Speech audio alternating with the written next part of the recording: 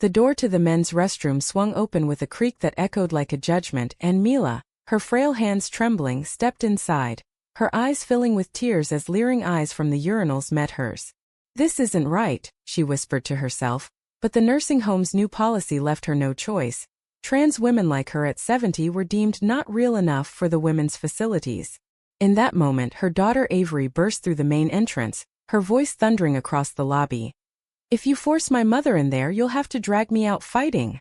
Avery's heart pounded like a war drum as she stormed into Willow Creek Nursing Home, the sterile smell of antiseptic hitting her like a wave.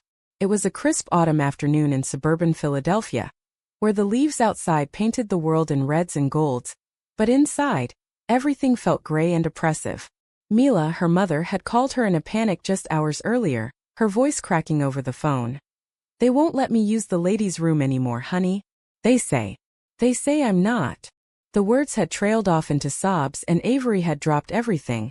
Her shift at the coffee shop, her plans with her girlfriend, to race over.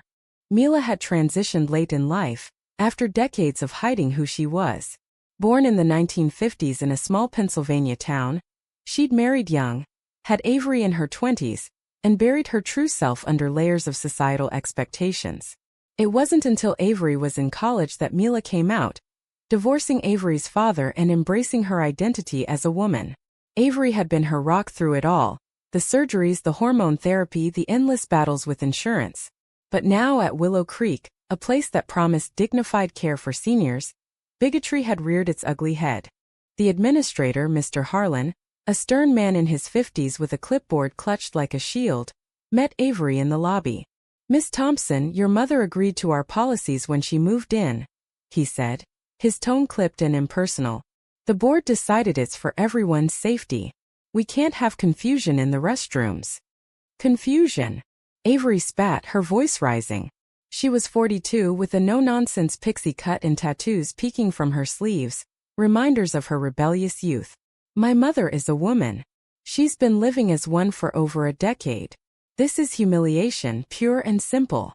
Residents shuffled by, some whispering, others averting their eyes. One elderly man in a wheelchair paused, nodding sympathetically. "It's not right," he muttered, but Harlan shot him a glare, and he wheeled away. Avery's mind flashed to her own life, intertwined so deeply with Mila's struggles. As a lesbian, Avery had faced her share of discrimination, coming out in the 90s, losing friends, fighting for acceptance. But she'd found love with Sophia, a kind-hearted teacher she'd met at a Pride event 5 years ago. Sophia, with her warm brown eyes and infectious laugh, had become Avery's anchor. Yet now, seeing Mila reduced to this, Avery felt a fire ignite within her. She marched to Mila's room, where her mother sat on the edge of the bed, knitting a scarf that would never be finished, her hands too shaky from arthritis and emotion. "Mom," Avery said, kneeling beside her, "I'm not letting this happen." Mila looked up, her eyes, still sharp despite the years, filled with a mix of gratitude and fear. "Avery, don't make trouble. I don't want to be a burden." "You're not a burden. You're my mom." Avery hugged her tightly, inhaling the familiar scent of lavender soap. That evening, as the sun dipped low, Avery called Sophia. "I need you here," she said. "This is bigger than I thought." But as they talked, Avery noticed a shadow in Mila's eyes, something unspoken. Little did she know Mila harbored a secret from her past. A lost love that mirrored Avery's own, one that could unravel everything. The next day, Avery confronted the board in a heated meeting. Forcing a 70-year-old woman into the men's room? In 2026? This is archaic and cruel. Voices rose, accusations flew. One board member, Mrs. Ellis, a conservative widow, sneered, "We have to protect the other ladies. What if someone feels uncomfortable?" Uncomfortable? Avery echoed. "Try being my mother, who's lived through hell to be herself." The room fell silent, but Harlan adjourned without resolution. Back in Mila's room, Avery paced.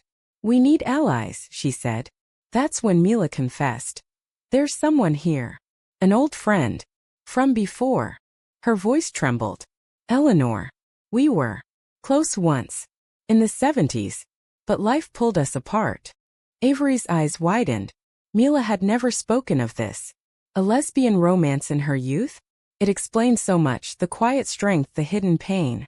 Find her, Mila urged. She might help. Avery searched the halls, her mind reeling. Eleanor, now 72, lived on the second floor. When Avery knocked, a graceful woman with white hair opened the door. "You're Mila's daughter," she said softly. "You look just like her." They talked for hours. Eleanor revealed their story. Young love in secret, stolen kisses in Philadelphia's underground scene, torn apart by family pressure. "I married a man," Eleanor admitted. "But I never forgot her." Avery felt a surge of emotion. This wasn't just about restrooms, it was about reclaiming lost love, fighting for visibility. She convinced Eleanor to join their cause. As word spread, residents divided. Some supported, sharing stories of their own hidden identities. Others resisted, fueled by fear. Avery and Sophia organized a sit-in in the lobby, signs reading "Dignity for All." Mila, wheeled out by Eleanor, held her hand, their first public touch in decades. But betrayal loomed. Harlan, sensing trouble, dug into Mila's records, uncovering an old legal discrepancy in her transition documents. He threatened eviction. "This home isn't for drama," he snarled. Avery's resolve hardened. "Then we'll make it one." The sit-in gained momentum, drawing local media to Willow Creek. Reporters clustered outside, cameras flashing like fireflies in the dusk. Avery stood at the forefront, her voice steady on the evening news. "My mother deserves respect. Trans rights are human rights." Sophia squeezed her hand, whispering, "I'm proud of you." Inside, tensions simmered. Mrs. Ellis rallied opponents, circulating a petition against disruptive elements.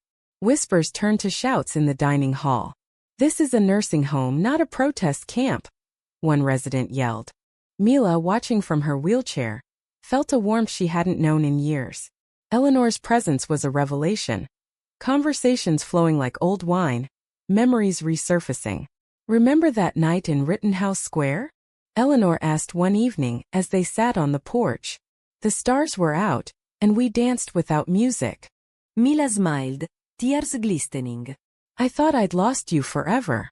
Their fingers intertwined, a quiet revolution in the fading light. Avery noticed the spark between them, her heart swelling. But doubt crept in. Sophia had been distant lately, buried in work, or so she said. "Is everything okay?" Avery asked one night, as they lay in bed at home. Sophia hesitated. "This fight, it's consuming you." "I support it, but what about us?" Avery pulled her close. "You're my everything. Once this is over, we'll take that trip to the Poconos like we planned." They kissed, the moment tender, reaffirming their bond. The next day brought escalation. Harlan called a town hall inviting families. Avery prepared a speech, but as she spoke, a bombshell dropped. Harlan revealed Eleanor's son, a lawyer, had tipped him off about Mila's past. "She's causing division," Harlan claimed. "For the greater good, she must go." Eleanor gasped. "My son?" He promised he wouldn't interfere. Betrayal hung heavy. Avery confronted her. "Did you know?" "No." Eleanor cried. "But he's always been ashamed of my history." The room erupted. Residents took sides, friendships fracturing.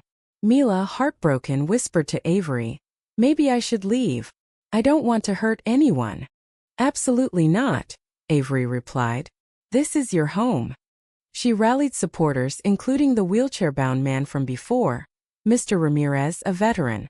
"I've fought for freedom," he said. "I'll fight for this." Sophia, sensing Avery's strain, organized a fundraiser online. Donations poured in from LGBTQ+ groups across Philly. "See? People care," she told Avery.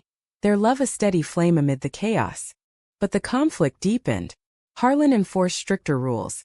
No visitors after hours, monitored calls. Avery sneaked in one night, finding Mila and Eleanor sharing stories. "We were going to run away together," Mila confided. "But my parents found out. Forced me into marriage." Avery's eyes filled.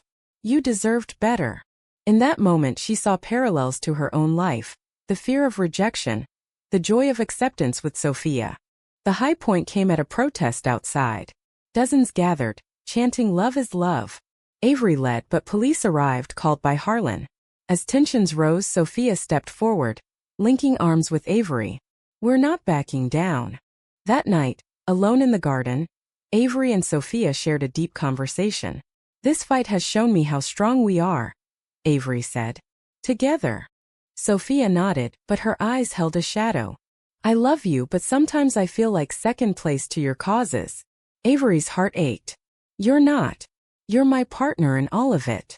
They reconciled under the stars, their embrace full of promise. But unknown to Avery, Sophia had received a job offer in New York, a chance to advance her career, pulling her away. Meanwhile, Eleanor's son arrived, confrontational. Mom, this is embarrassing. Think of the family. Eleanor stood tall. This is my family now. Mila is my past, and my future. He stormed off, but not before vowing to sue the home for harassment. The drama intensified with legal threats looming. Avery, exhausted, leaned on Mila. How did you survive all those years alone? By dreaming of days like this, Mila replied. With you and now Eleanor. As the week ended, a breakthrough. A local advocacy group offered pro bono legal help. We'll challenge the policy, they said. Hope flickered, but betrayal struck again. One supporter, a nurse named Carla, confessed she'd leaked info to Harlan for a promotion. I'm sorry, she wept. I needed the money. Avery felt the sting but forgave. We all make mistakes. Join us instead. The human element shone through. Flawed people seeking redemption. With legal backing, Avery pushed forward, filing a complaint with the state's Human Rights Commission. The nursing home buzzed with anticipation, residents whispering about change.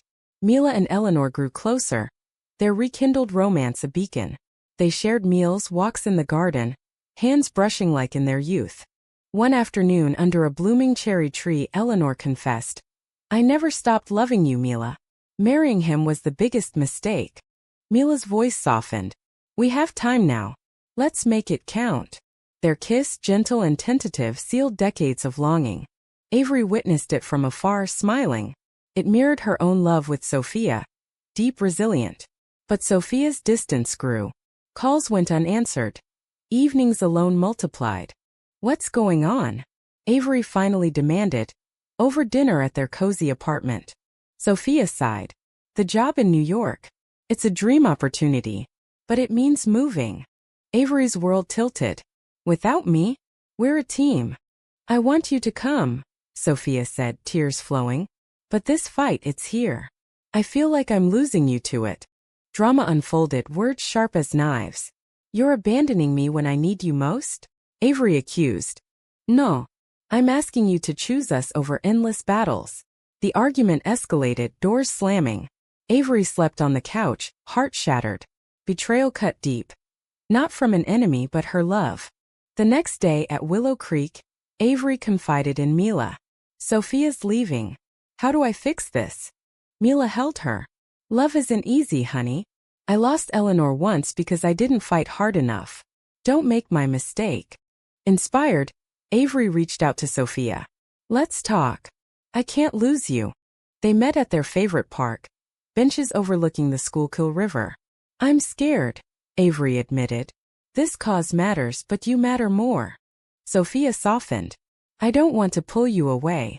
Maybe we can compromise, commute, or I turn it down. Their reconciliation was emotional, hugs turning to tears. We'll figure it out, Avery promised. Back at the home, the commission's investigation began. Inspectors interviewed residents, uncovering patterns of discrimination. Harlan squirmed, his authority crumbling. In a twist, Mr. Ramirez revealed he'd recorded Harlan's biased remarks. Evidence, he grinned. The climax built. A public hearing. Avery testified, voice steady. My mother isn't a threat, she's a survivor. Forcing her into the men's room strips her humanity. Mila spoke next, frail but fierce. I've hidden too long. No more. Eleanor added. Love like ours deserves protection. Opponents argued safety, but facts dismantled their claims. As the hearing ended, Harlan resigned under pressure, apologizing stiffly. Victory tasted sweet but bittersweet. Sophia's job loomed. I'll stay, she decided. For us. Avery's joy overflowed. Yet Mila's health faltered, years of stress catching up. Doctors warned of complications. In quiet moments, Mila shared more. Her youth in Philly's gay bars, the Stonewall echoes inspiring her. I dreamed of a world where we could be free. Avery listened, bonding deeper. The story wove generations. Mother's hidden love fueling daughter's open fight. As autumn turned to winter, snow blanketing the grounds, the home reformed. New policies embraced inclusivity, restrooms gender neutral. But drama lingered. Eleanor's son returned, remorseful. I was wrong, Mom. Seeing you happy. It changes things. Reconciliation bloomed. Family healing. Avery and Sophia planned a commitment ceremony, inviting all. This is our win, Avery said. Mila, beaming, walked her down the aisle, symbolic in the garden. Emotions ran high, tears of joy mixing with past pain. Yet in the glow, Mila whispered to Eleanor, I wish we'd had this sooner. We have it now, Eleanor replied. The human thread, forgiveness, growth tied it all. Winter's chill settled over Philadelphia, but warmth filled Willow Creek. The new administrator, a progressive ally, implemented changes swiftly. Gender-neutral signs appeared on restrooms, staff trained on sensitivity. Residents celebrated with a holiday party, laughter echoing where tension once reigned. Avery and Sophia's ceremony was intimate, under twinkling lights. Mila, in a flowing dress, gave a toast. To love in all forms. May it always triumph. Eleanor stood beside her, their rings, simple bands exchanged privately, glinting. The event healed wounds, bridging divides. But life ever dramatic through curves. Sophia's New York offer resurfaced with a promotion. It's now or never, she told Avery. Conflict reignited. We just committed, Avery argued. How can you leave? It's not leaving, it's growth. You can join me. Avery felt torn, roots in Philly deep. Mila needed her. Nights of soul-searching followed, Sophia patient but firm. In a heartfelt talk with Mila, Avery poured out her fears. I don't want to abandon you. Mila chuckled. Honey, I'm not going anywhere. Go build your life. Love evolves. Inspired, Avery proposed a plan. Sophia takes the job, they long distance temporarily. Avery visits often. We'll make it work, she said. Sophia agreed, their bond strengthening through compromise. Meanwhile, Mila and Eleanor's romance deepened. They shared a room now, days filled with books, music, reminiscences. We're like teenagers again, Mila joked. But health issues arose. Mila's arthritis worsened, a fall landing her in bed. Doctors discovered an old heart condition, exacerbated by stress. Avery rushed back, Sophia by her side. Mom, fight, Avery urged. In quiet hours, Mila revealed more secrets. Letters from Eleanor, hidden for years. Proof of our love, she said. Eleanor read them aloud, voices cracking. The past fueled present resilience. As Mila recovered, the home story went viral. A documentary crew arrived. Avery narrated, highlighting humanity. It's not just policy, it's people. Interviews captured raw emotion. Mr. Ramirez shared war tales paralleling the fight. Carla, the betraying nurse, redeemed herself, advocating now. High drama peaked when Eleanor's son joined, publicly supporting. I was blind, he admitted on camera. The film premiered locally, applause thundering. Mila front row beamed. But closure came personally. Avery and Sophia, navigating distance, grew closer through letters, like Mila and Eleanor's past. One weekend, Avery surprised Sophia in New York. I miss you, she said, their reunion passionate yet pure. Back home, Mila's condition stabilized, but she pondered legacy. Teach others, she told Avery. So no one suffers like I did. Avery nodded, starting a support group at the home. LGBTQ+ elders sharing stories. Emotions swelled at a group session. One resident came out, tears flowing. Seeing Mila and Eleanor gave me courage. Humanity shown, connections forging amid pain. As spring approached, buds promising renewal, Avery reflected. The journey, from restroom humiliation to triumphant love, transformed them. Sophia decided to return, job secured remotely. Home is with you, she said.